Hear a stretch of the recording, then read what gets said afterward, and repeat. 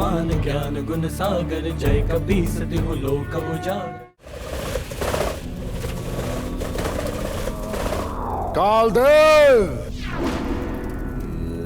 दशानन रावण स्वयं तुमसे युद्ध करने आया है। कालदेव साधना में हैं और उनकी साधना में कोई विघ्न नहीं डाल सकता। कदाचित तुम्हें ये भी आभास नहीं कि दशानन रावण कौन है।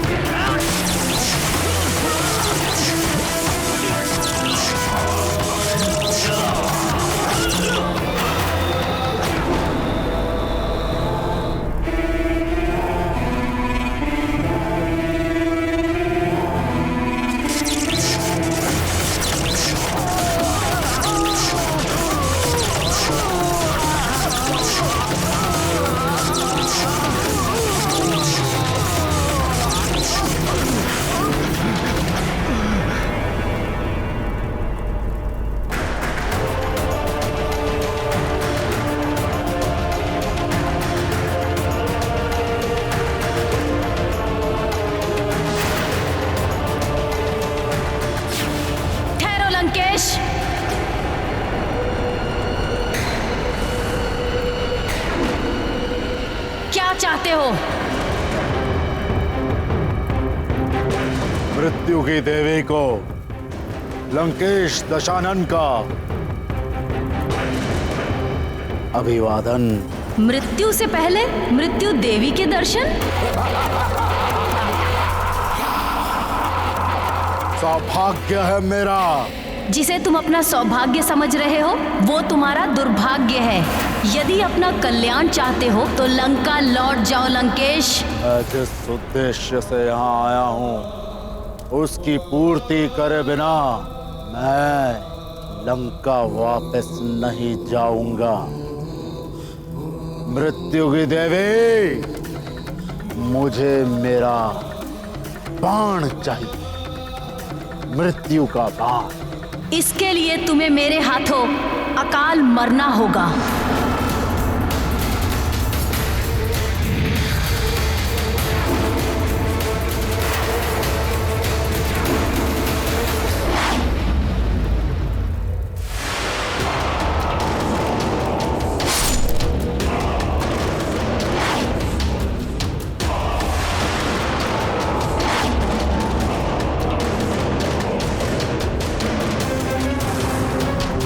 तूने मेरे अस्त्रों का तो अंत कर दिया, अब मेरा अंत करके दिखा।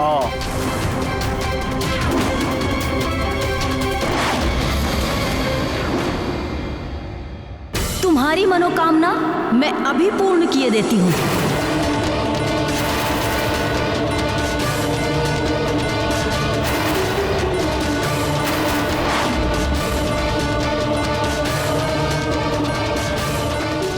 रुक जाइए मृत्यु की देवी, आप प्रजापति ब्रह्मदेव का वरदान खंडित नहीं कर सकती। रावण को ब्रह्मदेव का वरदान है।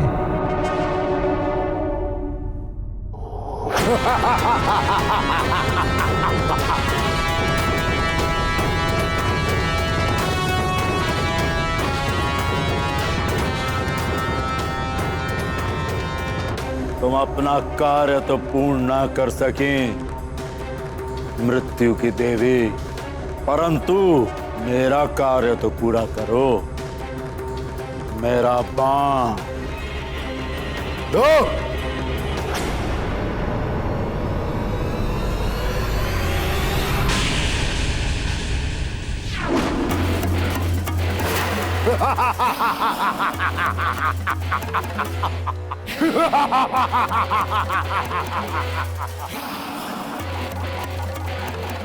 तुम केवल अपना बाण ले जाकर क्या करोगे? क्या केवल स्वयं ही जीवित रहोगे? अपने समस्त परिवार के मृत्यु बाण लेते जाओ।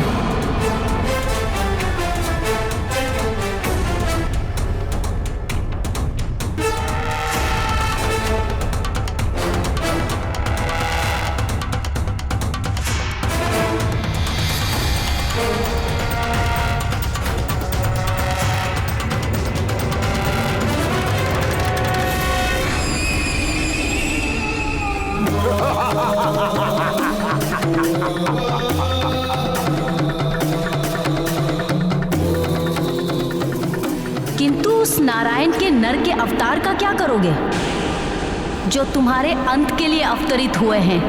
उस वानर का क्या करोगे जो प्रतिदिन तुम्हारे राक्षसों का अंत करेगा? और उस मृत्यु योग का क्या करोगे जो नवग्रह तुम्हारी कुंडली में बना रहे हैं? जो मृत्यु की देवी से स्वयं अपना मृत्यु बाण छीन सकता है, वो दशानन लंकेश रावण ग्रहों को भी अपने अनुसार संचालित कर सकता है।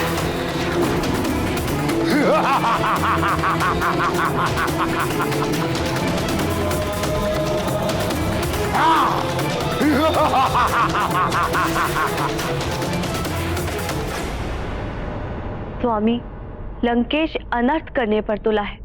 वो आपका परम भक्त है, आप ही कुछ कीजिए। देवी,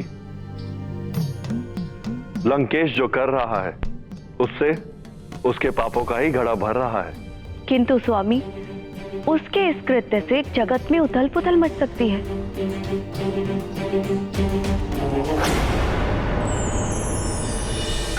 प्रणाम महादेव। प्रणाम माते। क्या हुआ देवर्षि, आप भी इन देवताओं की भांति चिंतित दिखाई दे रहे हैं? महादेव, आपसे तो कुछ भी छुपा नहीं है। रावण के निर्णय को लेकर ही ये सारे देवता चिंतित हैं और मैं भी चिंता में हूं कि जगत का क्या होगा। कोई भी देवता उसे रोकने में समर्थ नहीं है। ब्रह्मदेव के वरदान का मान तो सबको रखना ही पड़ेगा देवर्षि, इसलिए सब विवश हैं। विष्णु देव का राम अवतार भी हो चुका है, किंतु वो भी समय से पूर्व रावण का वध नहीं कर सकते। हनुमान भी तो रोक सकते हैं रावण को। हनुमान को भी तो उन्हीं देवताओं से वरदान मिले हैं जिनसे रावण अवध्य है। वो कैसे रावण को पूर्णतया रोक पाएगा? प्रभु, कुछ तो उपाय करना ही होगा, अन्यथा असमय ही प्रलय मचा देगा रावण। देवर्षि, आप तो महाज्ञानी हैं, आप ही कोई उपाय सुझाइए ना। प्रभु, रावण की शक्ति के समक्ष कोई भी शक्ति टिक नहीं सकती है।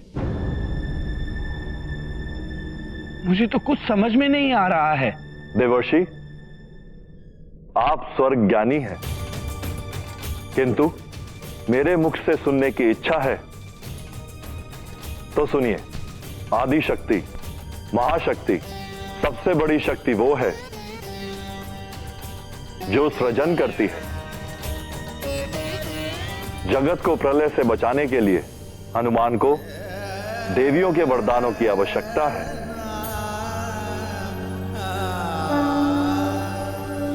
नारायण नारायण। अब मुझे आज्ञा दे। प्रणाम महादेव। प्रणाम माते।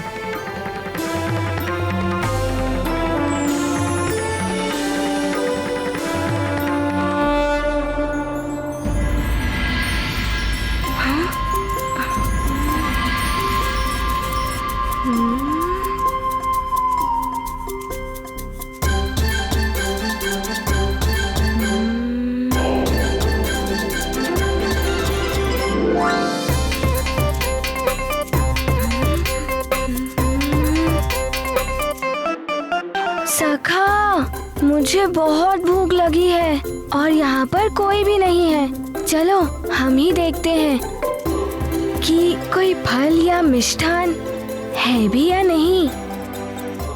अब तो माँ भी लड्डू नहीं बनाती हैं। चलो सखा, ढूंढते हैं।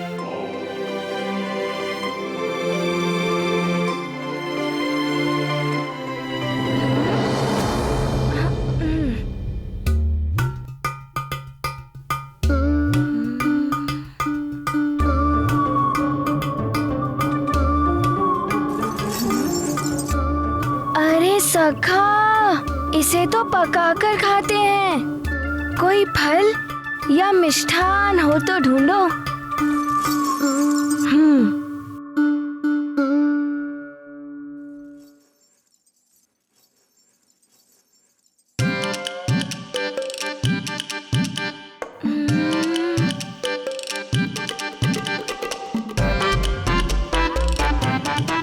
ये रहा फल।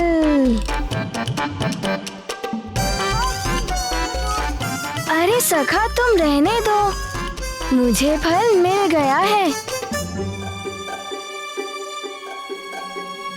नारायण नारायण।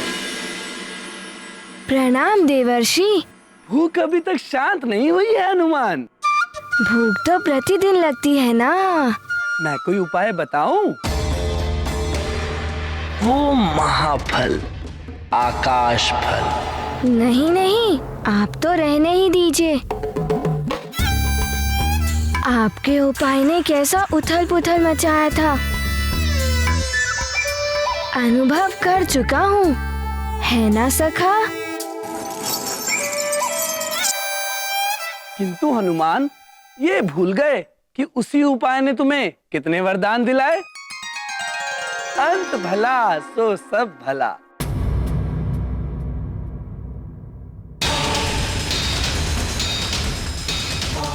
किंतु आप यहाँ क्या करने आए हैं? पुनः कोई उथल पुथल मचाने? नारायण नारायण। अरे मैं तो तुमसे मिलने आया हूँ।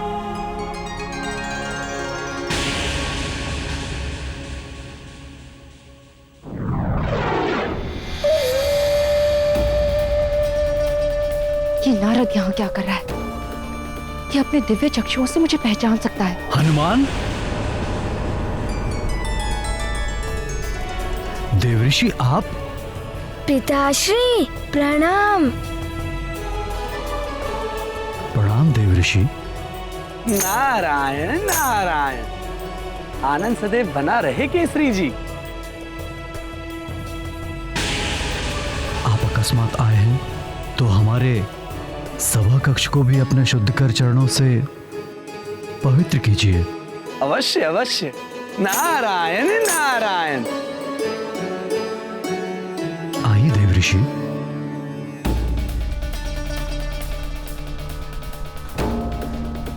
ये नारद तो इसी ओर आ रहा है। हम क्या करूं? जय लंकेश, जय लंकेश।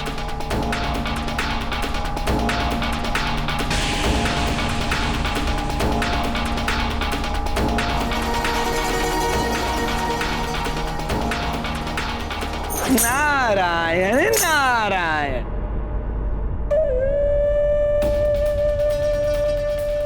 जय लंकेश। ये तो अच्छा रहा कि मेरी दृष्टि समय से नारद पर पड़ गई, वरना आज तो भेद खुल ही जाता। बल बल बल बल बल बल बल बल बल बल बल। क्या बलबला बल कर रहे हो? उपाय सोच रहा हूँ माँ जी का। उपाय सोच रहा हूँ, यदि तुम पकड़ी गई होती बलबला बलबल, तब क्या होता? कुछ तो उपाय ढूंढना पड़ेगा। बलबला बलबल बलबला बलबल। जब तक तुम सोचोगे ना, हमारा भेद खुल जाएगा। नारद की दृष्टि पड़ गई ना, तो हमारा बलबला बल ही हो जाएगा। महारानी जी, महारानी जी, महाराज ने आपको दरबार में बुलाया है। अच्छा सुनो जी। महाराज से कहना कि मैं कुलदेवी के मंदिर जा रही हूँ।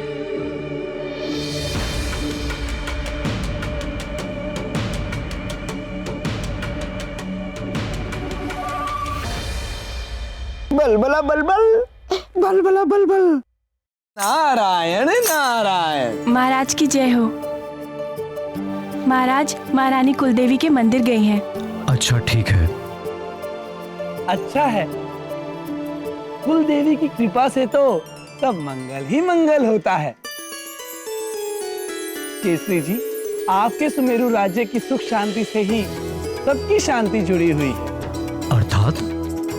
अर्थात आपको शांति और शक्ति पाने के लिए शक्ति देवी नवदुर्गा की पूजा आराधना करनी चाहिए, जिससे सारे संसार में सुख शांति बनी रहे। नारायण जय हो, जय हो। देवर्षि उचित कह रहे हैं। मैं भी महाराज को यही सुझाव देने आया था। प्रणाम देवर्षि। नारायण नारायण। प्रणाम राजपुरोहित जी।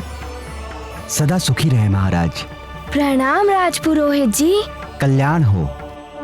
आसन ग्रहण कीजिए।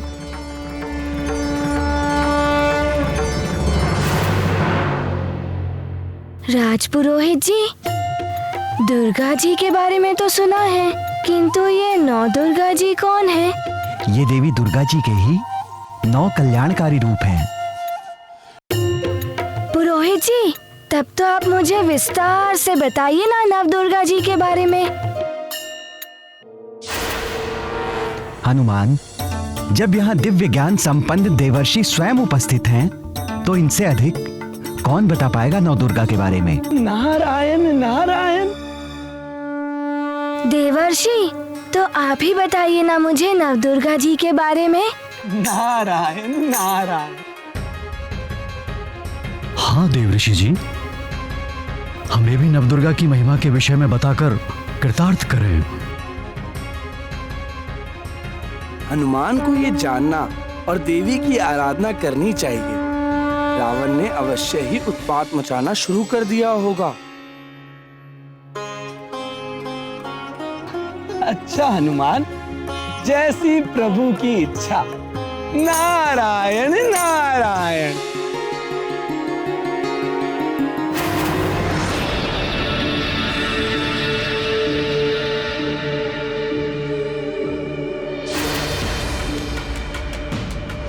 नारायण नारायण। नौ दुर्गा में प्रथम देवी है शैलपुत्री। देवी सती ने देह त्याग के पश्चात पर्वतराज हिमवान के घर पुनर्जन्म लिया। पर्वतराज की पुत्री होने के कारण वो पार्वती और शैलपुत्री कहलाई, जिनका विवाह देवाधिदेव महादेव भगवान शिव के साथ हुआ। देवी पार्वती और भगवान शिव, ये तो गणेश जी के माता पिता है ना? नारायण नारायण। हाँ हनुमान, इन्हीं माता शैलपुत्री ने एक बार देवताओं का गर्भ भंग किया था। वो कैसे देवर्षि? मुझ अग्निदेव के अलावा कोई नहीं है इस संसार में। मैं सब कुछ भस्म कर देता हूँ, यहाँ तक कि लौह को भी द्रव में परिवर्तित कर देता हूँ। अग्निदेव, आप पर्वतों को हिला तक नहीं सकते, और मैं वरुण देव क्रोधित होकर वर्षा करता हूँ तो पर्वतों को बहा ले जाता हूँ। देखो, मुझ देवराज इंद्र से शक्तिशाली पूरे ब्रह्मांड में और कोई नहीं। मैं तुम सब देवताओं की रक्षा करता हूं, इसलिए तो मैं तुम्हारा राजा हूं।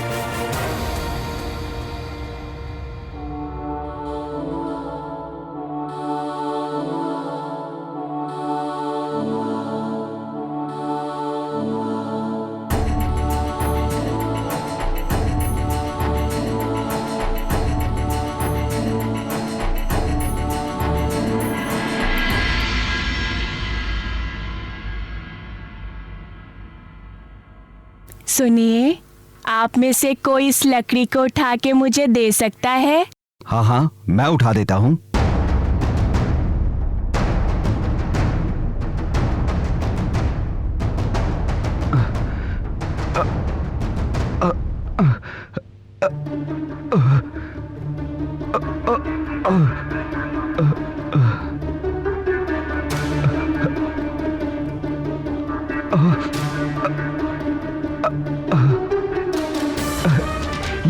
ये उठ क्यों नहीं रही है? क्या हुआ? नहीं उठ रहा है?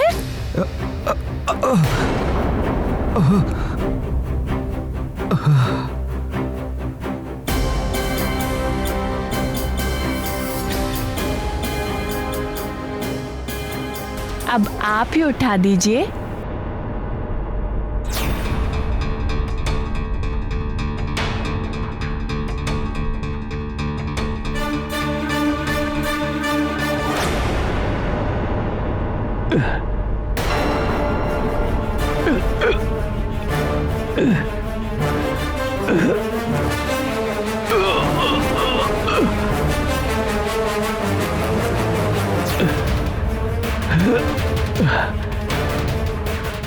आश्चर्य है, ये लकड़ी इतनी भारी।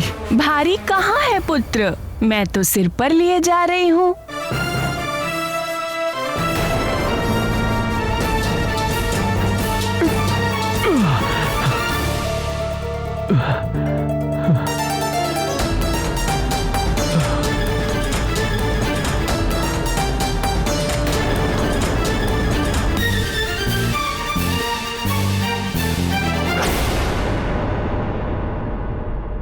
अब आप उठा दीजिए।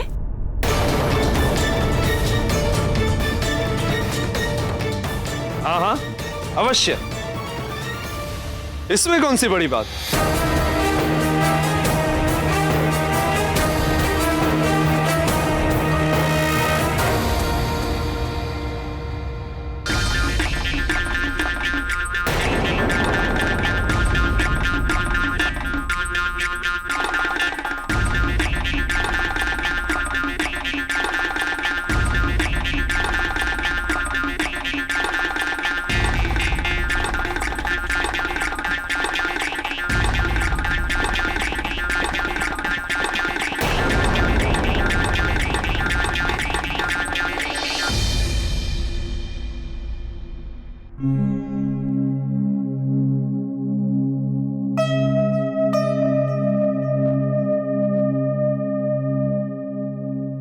इतनी छोटी लकड़ी भी आप सब उठा नहीं पाए,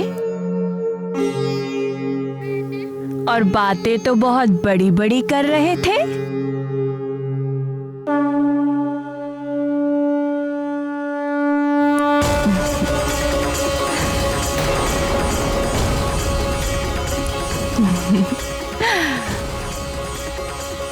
क्षमा करें माता, आप साधारण स्त्री तो नहीं हैं। हमें अभिमान हो गया था माता, उसे ही तोड़ने आप पधारी हैं। हमसे बहुत बड़ी भूल हो गई है माता, अब अपने दर्शन देकर हमें कृतार्थ करें।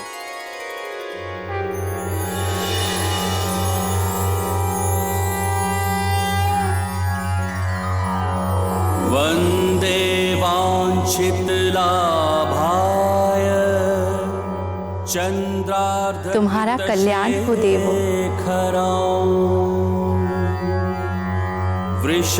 वृषारूढ़ाम शूलधरां शैलपुत्रीं यशस्विनी।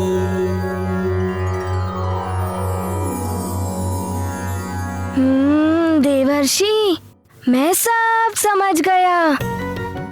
आपने सूर्यदेव का अभिमान तोड़ने के लिए मुझे आकाश फल खाने भेजा था ना। इस कथा से ये भी सीख मिलती है कि कभी अभिमान नहीं करना चाहिए।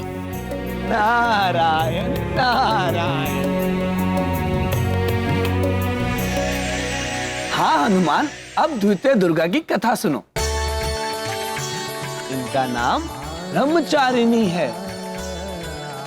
शिव जी को पाने के लिए जब इन्होंने ब्रह्मचारियों की भांति कठोर व्रत और तप आदि किए, तब इन्हें देवताओं ने ब्रह्मचारिणी नाम दे दिया। ओम नमः शिवाय, ओम नमः शिवाय।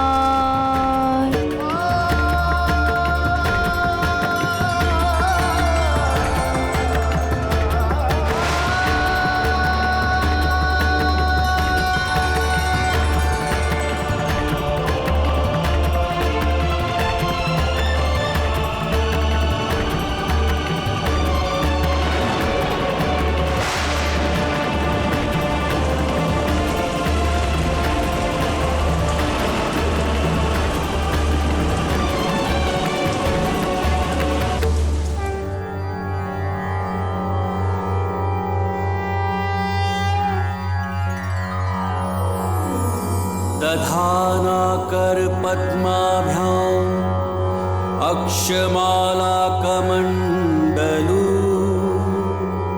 देवी प्रसीदतु मयि ब्रह्मचारिणी अनुत्तमा। सारी बाधाओं को हरने वाली देवी की पूजा करके साधक मन को स्वाधिष्ठान चक्र में केंद्रित कर लेता है। इनकी साधना से त्याग, सदाचार ये गुण साधक में स्वतः ही आ जाते हैं। फिर भगवान शिव का विवाह देवी पार्वती से हो गया ना।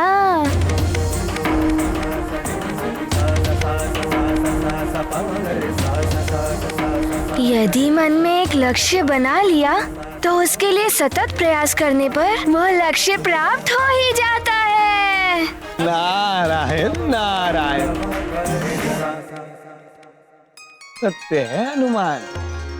अब तृतीय दुर्गा जी के बारे में मैं बताता हूँ। उनका नाम क्या था देवर्षि? उनका नाम चंद्रघंटा है। चंद्रघंटा। देवी चंद्रघंटा सिंह पर सवारी करती है। इनके मस्तक पर अर्धचंद्र विराजित है, इसलिए इन्हें देवी चंद्रघंटा के नाम से जाना जाता है। ये 10 भुजाओं में त्रिशूल, तलवार, फरसा, धनुष, बाण, कमल पुष्प, जलपात्र आदि लिए हैं। ओम चंद्रघंटा देव्यै नमः स्वाहा। ओम चंद्रघंटा देव्यै नमः स्वाहा। ओम चंद्रघंटा देव्यै नमः। विध्वंस कर दो इस यज्ञ को, इन ऋषियों के अंग भंग कर दो। रुक जाओ दैत्यों, ये देवी चंद्रघंटा का यज्ञ है, इसमें बाधा डालोगे तो सर्वनाश हो जाएगा तुम्हारा।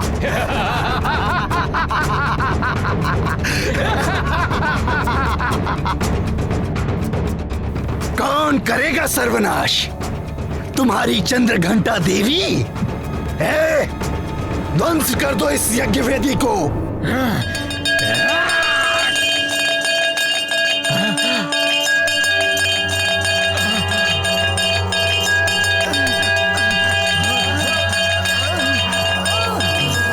पिंडज प्रवरारूढ़ा चंडकोपास्त्र कैर्युता प्रसादं तनुते मह्यं चंद्रघंटेति विश्रुता।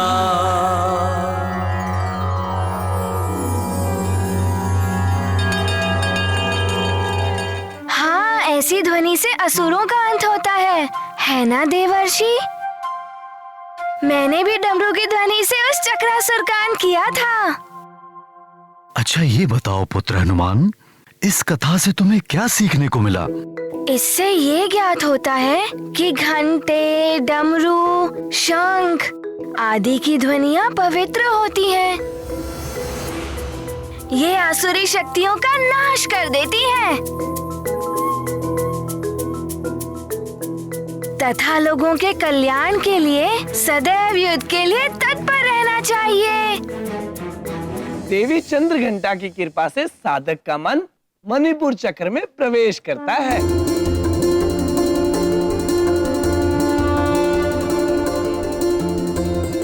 देवी चंद्रघंटा भक्तों के दुख और बाधाओं का हरण कर लेती है। और अब सुनिए चतुर्थ देवी कुष्मांडा देवी की महिमा।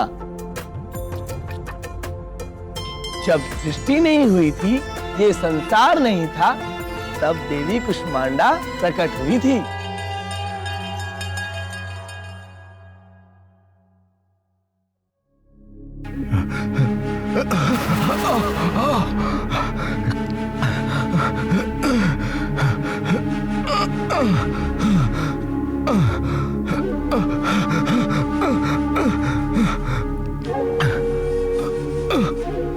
कुष्मांडा देवी नमः।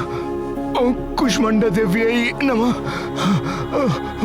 ओम कुष्मांडा देवी नमः। ओम कुष्मांडा देव्यै नमः। नमः कुष्मांडे नमः। हे कुष्मांडा माता, आप तो सदैव अपने भक्तों की रक्षा करती हैं माता। न जाने मुझसे क्या अपराध हो गया माता। जो आप मुझसे रूठ गई, और मैं इस असाध्य रोग से पीड़ित हो गया हूं माँ। मैंने वर्षों आपकी तपस्या की माँ कि एक दिन आप मुझ पर कृपा करेंगी माँ, और मैं इस असाध्य रोग से मुक्ति पाऊंगा माँ। कृपा कीजिए माँ। ओम कुष्मांडा देव्याय नमः।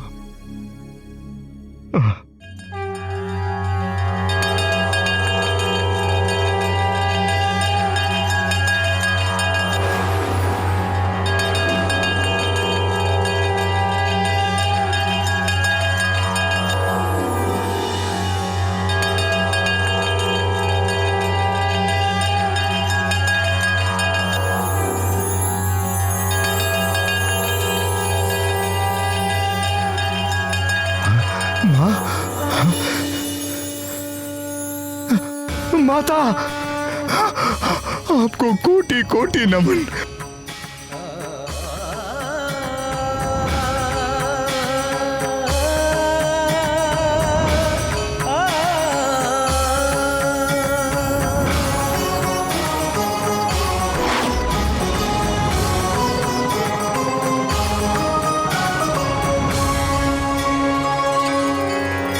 माते, कुष्मांडा माता की जय हो, कुष्मांडा माता की जय हो, कुष्मांडा माता की जय हो, कुष्मांडा माता की जय हो। संपूर्ण कलशम रुदिराप्लुमेव च दधाना हस्त पद्माभ्याम कुष्मांडा शुभदास्तु मे।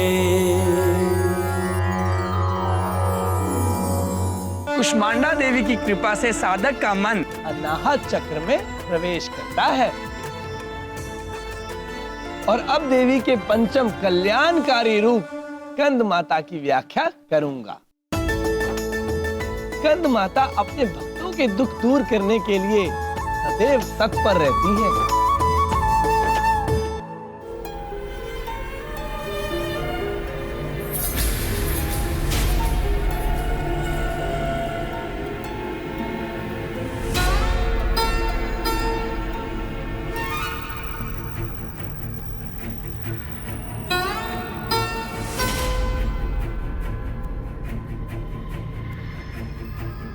मैंने हर तरह से उपचार करके देख लिया, अब ईश्वर ही कोई चमत्कार कर दे तो ठीक, अन्यथा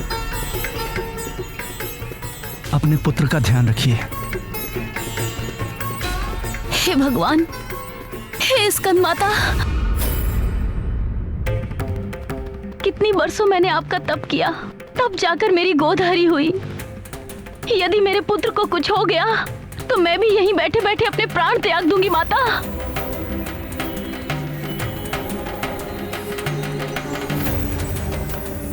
वैद्य जी ने ये औषधि दी है, उन्होंने कहा है इसे पिलाकर देख लीजिए।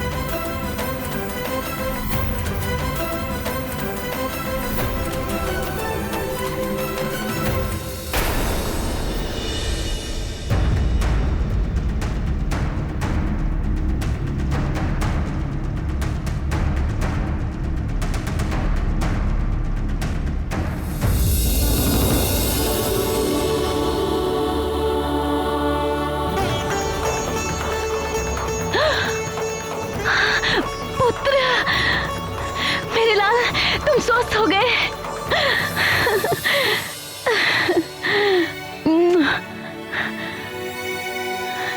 मेरा पुत्र, किंतु ये चमत्कार कैसे हुआ?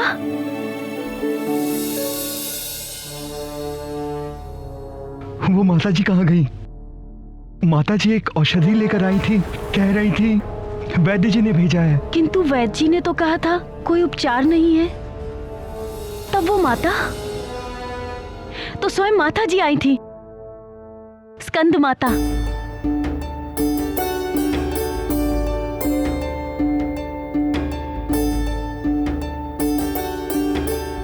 हे माँ, मैं जानती हूँ आप ही आई थी।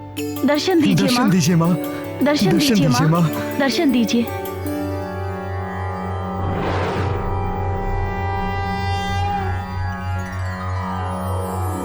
सिंहासन गता नित्यं पद्माश्रित कर द्वया शुभदास्तु सदा देवी स्कंदमाता यशस्विनी। जय माता दी, जय माता दी। जय हो। तुम सबका कल्याण हो। स्कंद माता की कृपा से साधक का मन विशुद्ध चक्र में स्थित होता है। मानसिक शक्ति ही सच्ची शक्ति है। जब मन हार जाता है तो शरीर भी हार जाता है। आप सत्य कह रहे हैं देवर्षि। आप कौन सी देवी है? मुझे सभी देवियों के बारे में जानना है। नारायण नारायण। धैर्य धरो हनुमान। अष्टम देवी है कात्यायनी देवी। अब इनके अवतार की कथा सुनो। कात्यायनी देवी।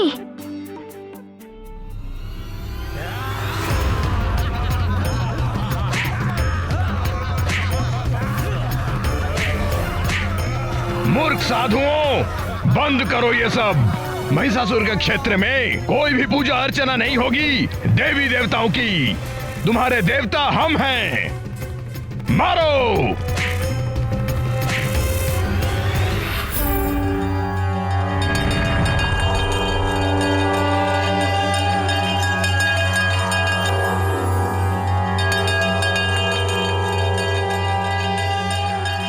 महिषासुर, छोड़ दो इन साधुओं को। सिंह पे सवार तू इन्हें बचाने आई है। असुरों, इसे भी बंदी बना लो। जाओ।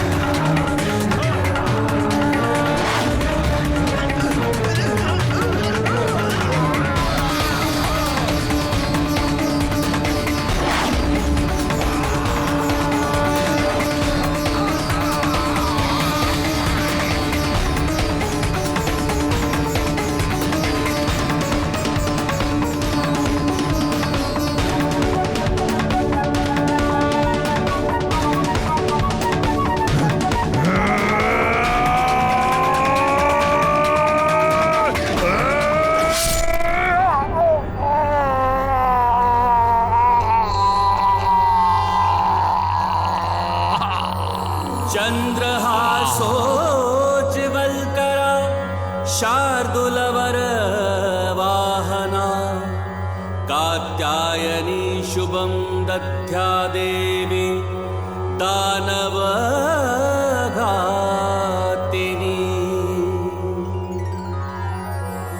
जय माता दी, जय माता दी।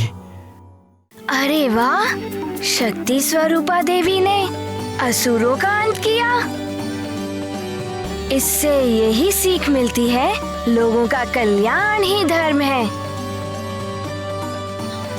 वसुधैव कुटुंबकम। महिषासुर मर्दिनी की जय। महिषासुर मर्दिनी की जय। आगे सुनो हनुमान जी। इनकी कृपा से साधक का मन आज्ञा चक्र में स्थित हो जाता है। अब सुनाता हूँ सप्तम देवी कालरात्रि की महिमा। नाम से ही ये भय उत्पन्न करने वाली लगती हैं। इनके दर्शन और भी भयभीत करने वाले हैं वत्स, किंतु ये महाशुभदायक है। इसीलिए इन्हें शुभंकरी के नाम से भी जाना जाता है। शुभंकरी।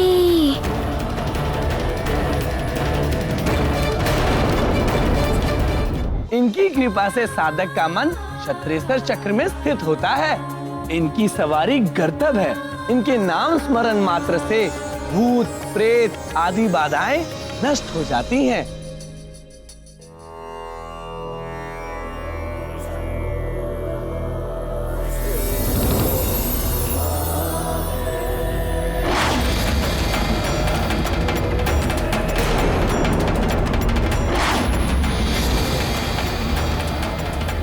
गुरुदेव, ये तो भूत प्रेत उत्पन्न हो रहे हैं। भयभीत होने की आवश्यकता नहीं है शिष्यों। भूत प्रेत हमारा कोई अहित नहीं कर सकते। हम देवी कालरात्रि की प्रसन्नता के लिए ये यज्ञ कर रहे हैं। ओम कालरात्रि देव्यै नमः। ओम कालरात्रि देव्यै नमः स्वाहा।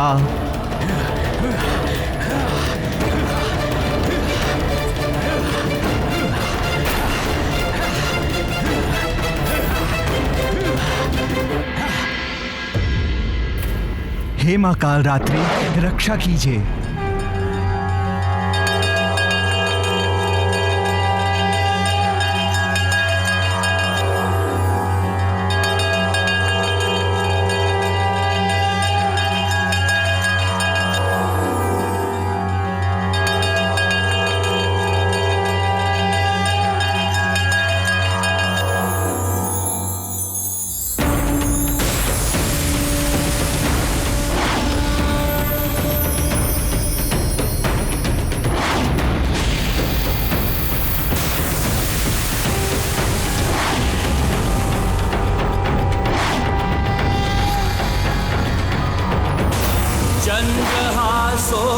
चंद्रहासोज्ज्वलकरा शार्दूलवर वाहना कात्यायनी शुभं दद्या देवी दान